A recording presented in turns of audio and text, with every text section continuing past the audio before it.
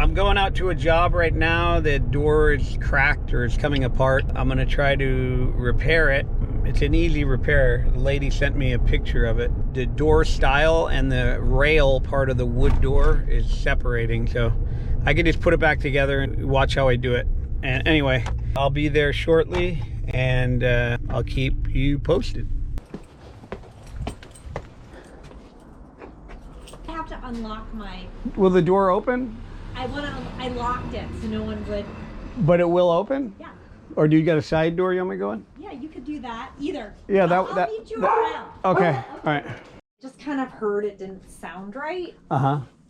And I couldn't figure out what it was. And then it wasn't until Steven said there was water that we kind of really started to look. Because upon looking at it, it looked fine. Yeah. You know what I mean? But then we started to see this.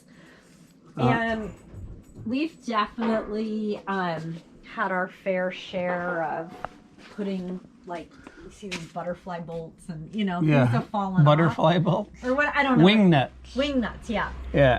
So, you know, we've done that.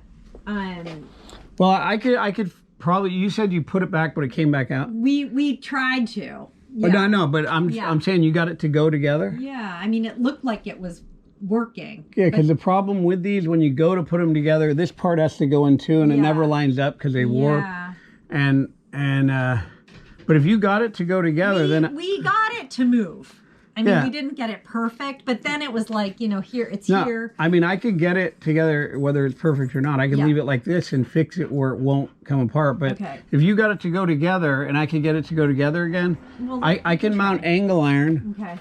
You know, this stuff that's on the back of your track. See the stuff with the holes in it? Yeah. I can mount angle iron on the stiles here too. I'll do it all the way down, and that way that's because it's being pulled from this panel. Normally this is okay here because these hinges are all tied together with these. Right. So you're not going to pull that part. You're not going to pull this all apart. Right. A lot of people mount this thing up here. Right. And that's what. And it definitely seems as though that is now affecting that, and it's starting to affect there. Okay, cool. Yeah. Well, this separation normally would come as, and normally, not this one, but if this thing was mounted only to the top rail, and it would pull these little staples apart when your spring would break. See the spring? The door would be way too heavy, so it would be pulling on it, and it would pull that apart. But I don't know why, I can't say why yours went. I don't know. I mean, I actually think it probably was what you were saying, water and weight, and I mean, it happened just the other day. Yeah, I could probably. Oh. Lift it like this. Why? The door works. I told you it works. No, I just want to see how heavy it is. It is heavy. So I can maybe add some tension to the spring and make it a little lighter so it doesn't have to pull so hard. Okay. Whatever. See, it's really breaking. I know. Yeah. So, your door needs to be serviced. I mean, some of the nuts with your hand, I can tighten everything, lube everything like a normal door service is $349, and then $150 to do the other stuff, so like $499. I definitely want to get this fixed. So I want to get this fixed no matter. Are you fixing it today? Yeah. Oh, yeah, fix it. But if it needs the whole service. I mean, to do one, like I said, it came apart for a reason, and it feels heavy lifting it. So the opener's pulling on it. Okay.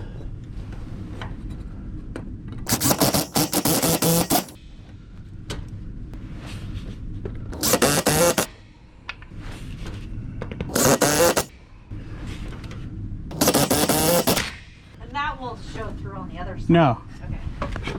They actually use these lags now on the door instead of like all these ones are these.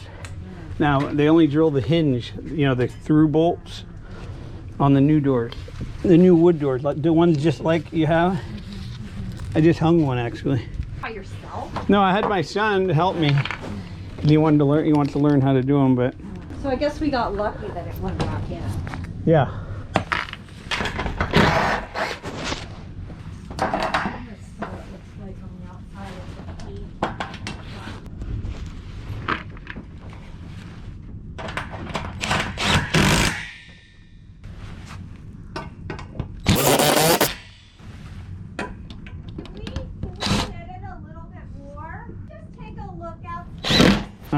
So like you can still see the white paint here. That's why. Oh, that's just a panel. You can pull this down. There. You can just pull this down. Okay. Yeah, we could tap this down. Yeah, and even there, see how it's not. You see, it's touching here, so that's right, kind of like both. Tap it a little, and here too. It's just. I could try, but that's more of a bow because it's touching on the ends. Right. So it's kind of like that. I could hit it, but I could pry down on it maybe and try to get some of it out. But always that middle area where it's being pulled. If you look at every door, it's only. Now you can see the white. That's all I'm saying. Yeah. No, the white is the panel, but those panels have a little room to move. So the panel might have moved a little bit. You could tap that down even after you're done. Okay. Because when they're brand new, you can move the panel, you can wobble them. They don't make everything tight with wood because it expands. Right. It's they don't want it to crack. It's painted now, you know. So see how you can see that. Yeah. It's still a little. Here, let me take this out so it'll go down. Okay, that one doesn't matter because it's already. Your mallet? Yeah. I might have to use that heavier one, but I'm probably gonna have to pry this. Right. Maybe that's all it is. I mean. Yeah, I mean this is. I trust you. I could put a thing in and pry down, but no. It's not gonna. But do you see what I'm saying? Yeah, but sometimes new they're like. Okay. It's just that it was painted. The paint on the other side, the white. But the white is in the panel, right? Oh. Yeah. And this part is they make it so it can move a little bit. Oh, okay. But actually, this is probably the distance it moved, right? See that little crack? Yeah. That's up a little, so I could tap that down so this part goes down. I don't know. I mean, you saw it. I mean, it's a dado cut that they slide into. It's not the end of the world. Yeah, these slide into a groove right in here. Yeah. Okay. So it's just up on the groove, so I can tap it down. Yeah. If we can tap it a little, and if not, it is what it is. You know what I mean? Yeah. I can also put a thing and pull down on it, and then put the lag in and it'll hold it there. But no, it's okay. It's better to sit where it sits. Yeah, I think it should sit where it sits. Yeah. I just thought if we could mallet it a little bit. It's really wood is hard to get straight. Even the gaps on here, like on new doors, a lot of times you'll see a little daylight through here. Yeah. There's a little lip, but they'll be higher in areas, like always on the top panel because there's no weight on it. Okay. So you'll always see a bigger gap here than on these ones. Okay. All right. So wood's not perfect. If it's steel, then you got real lines. I mean, I was never looking very closely because we never had an issue. Yeah. Now I'm looking closely. It might even straighten up after I do this. Well, just everything. Lube, tightening, adjusting. Oh, are you taking that off? No, I'm just taking the nut part off. Lube. New nuts. Say new nuts? No, tightening up the nuts. Okay, tightening. What else?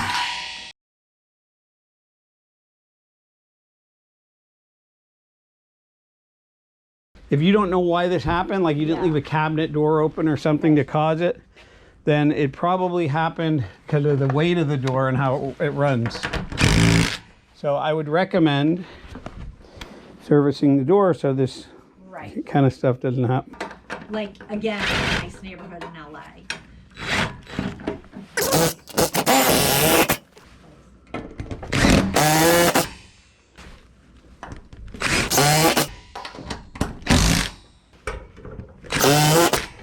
Okay, that is good there. Okay, so this is what we did. We've added angle iron. We tied these stiles together, tied these together, and then we tied this one together so that it can't pull apart now. And then now we're gonna service the door. Today's the 2nd, right?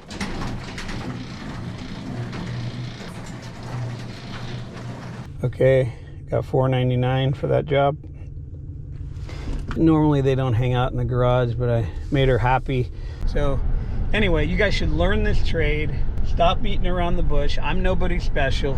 They call me, I go out there, I do the jobs. Every job is, I feel like I'm gonna make a killing. I feel like I'm gonna make a lot of money. More money I'd make in any other type of trade I'd do. More money than anything I can do. Stop kidding yourself. You're not gonna make money online. You're not going to make money doing all these other fantasy things that, you know, all these people selling fantasies, that's what they are. All these people telling you to sign up for their book or sign up for their instructions, how to do it. That's all a fantasy. This is a real trade, a real thing you learn, a real reality, a real need. It's a necessity. People don't know who to call. I'm telling you, they're thrilled when you get there. I mean, they like when you come out. So when you show up there, they're never going to tell you no. Never. So you might as well get into this business, start marketing yourself on Google and Yelp, and your phone will start ringing off the hook. You can start going out, bring a friend with you. There's garages everywhere. They all need to be fixed. They all break, and they break multiple times. They don't just break once. You see that guy? I've been out there 3 or 4 times, and you know how many jobs I've been to? I've probably been to over 10,000 jobs. So 10,000 times 3, I have 30,000 jobs I have out there. If I make $1,000 on each one, you do the math. So anyway, get involved with this business. It's real important that, you know, if you guys are thinking about getting into this business, that you gotta take action though. That's the problem. A lot of you guys say I want to do it, and then you get up to the plate like in baseball, and then you strike out. You can't just want to do it. It's not going to happen that way. You have to learn how to do this. That's the first thing you learn. Once you learn how to do this, you're going to be anxious to go out there and do this. And then once you do it and it works, you're going to love doing this. This is going to be an accomplishment. Every job is an accomplishment. And then on top of it, they pay you all kinds of money to do it. So anyway, I hope to see you sign up for this class. You could go to www.garagedoortrainingschool.com. Learn how to do this. There's a lack of garage door technicians. Your phone will ring off the hook. One guy in an area can't handle all the work. There's not enough time in the day. So guess who they're going to call? They're going to be calling multiple people. That guy's not going to answer his phone if he gets busy, or if they call you first, he's going to say he can't get there till tomorrow or the next day. They're not going to want to wait. They're going to call the next ad. It's going to be you. You're going to say, I'll be there in 30 minutes. They're going to say, great. You're going to show up and you're going to make the money. That's how it works. That's how life works. So you just run the ads. People will call you. You'll say, I'll be there in an hour. And you go out and make this kind of money. It's not that hard. You're not going to ever get in any business that's this little of work.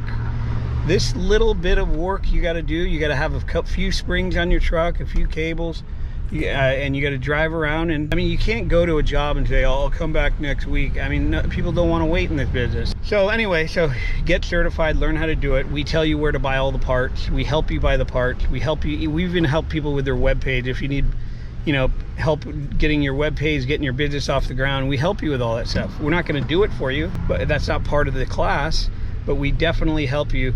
We've done a few web pages for a few companies out there, and they loved our web design, and they're super busy right now. We have guys that, you know, they call in all the time. One guy called from Boston, and this was back during Christmas, and he said he's indebted to us for the rest of his life. He said because he cannot believe how much money he's making, and him and his son even worked on Christmas.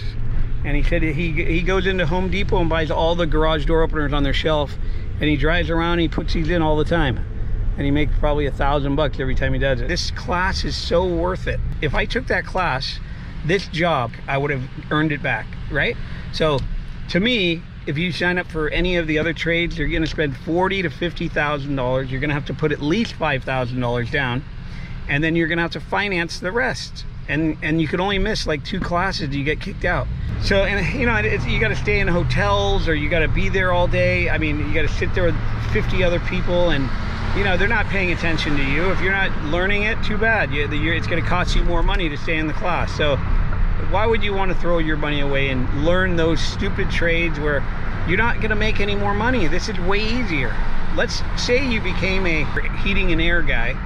You know, yeah, when it's hot out, people's air conditioners break, and you go out, you change capacitors and whatever, compressors, whatever they go out and do. But guess what? They got to go in back of the house. A lot of times they got to, all the time, not a lot of times, they got to crawl in the attics.